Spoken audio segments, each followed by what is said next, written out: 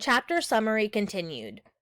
Greek New Comedy developed in Athens, which remained the center of Greek theater.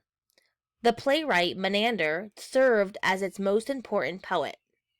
Epicurus founded a way of life that emphasized happiness and pleasure.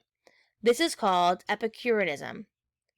Zeno founded Stoicism, which promoted reason over emotion.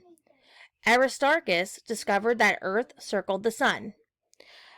Eratosthenes concluded that Earth was round and measured its circumference.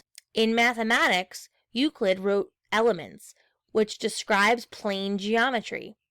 The most famous Hellenistic scientist was Archimedes.